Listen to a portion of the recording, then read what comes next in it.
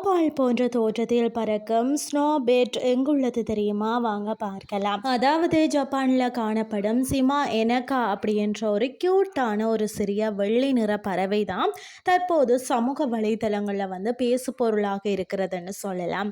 பனி போன்ற தூய வெள்ளை நிறத்துல தான் புசு புசுன்னு பார்த்தீங்கன்னா ரோமத்துடன் கருப்பு மணி போன்ற இரண்டு சிறிய கண்கள் மற்றது வெளியே தெரிந்தும் தெரியாத ஒரு சிறு முகத்துடன் தான் இந்த பறவை அங்கும் இங்கும் செல்கையில தான் ஸ்னோபால் ஒன்று பறந்து செல்வது போன்றே தோன்றுகிறதுன்னு சொல்லலாம். உலகிலேயே கியூட்டான பறவை என போற்றப்படும் இந்த சிமா எனக்கா ஜப்பான்ல வடக்கு பகுதியில் உள்ள கொக்கைடோ அப்படின்ற ஒரு தீவில் பனி சூழ்ந்த காடுகளுக்குள்ள தான் வாழ்ந்து வருகிறதாம்.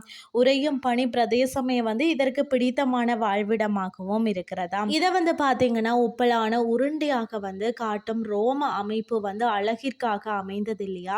கடுமையான குளிர்ச்சி நேரத்தில் உடலை சூடேற்றுவதற்காகத்தான் இயற்கையாகவே படைக்கப்பட்ட விண்டர் கோட் எனலாமாம்.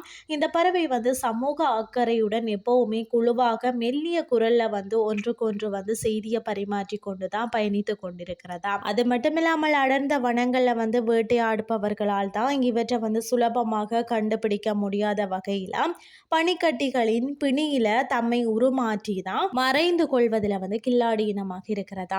சீமா எனக்கா தனது கூட்டை பார்த்தீங்கன்னா மிகவும் விஸ்தரமான ஒரு ஒரு உருமாற்றி கொள்ளக்கூடிய ஒரு வகையில தான் கற்பாசி பூஞ்சை மற்றது இறகுகளால் உருவாக்குறதா. அதிக குளிர் மற்றது வேட்டைக்காரர்களிடமிருந்து தங்களது முட்டைகளை பாதுகாக்கத்தான் இத்தனை முன்னேற்பாடுகளும் என்பது வியப்பளிக்கிறது. அது மட்டும் இல்லாமல் மென்மையான உருண்டை வடிவில் 9 கிராம் அளவு எடை கொண்ட இந்த சிமா சுறுசுறுப்புடன் வேகமாக பறக்கவும் குதித்தோடவும் திறமை கொண்டதுன்னு சொல்லலாம். ஜப்பானியர் சிமா எனக்காவை தூய ஒரு வெகுளித்தனமான குளிர்கால வசீகரம் என போற்றி இதன் உருவத்தை வர்த்தக பொருட்கள் மீது பதித்து பெருமைப்படுத்துகிறாங்களாம்.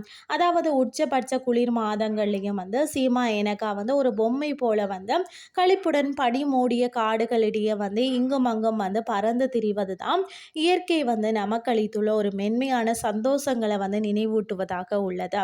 இன்றைய கிறிஸ்டி உங்களுக்கும் பிரயோசனமாக அமைஞ்சிருக்கும்னு சொல்லி நான் நம்புறேன். இதே மாதிரி இன்னும் மற்றொரு கிறிஸ்டின் வேலைக்கு உங்களை சந்திக்கிறேன். நன்றி.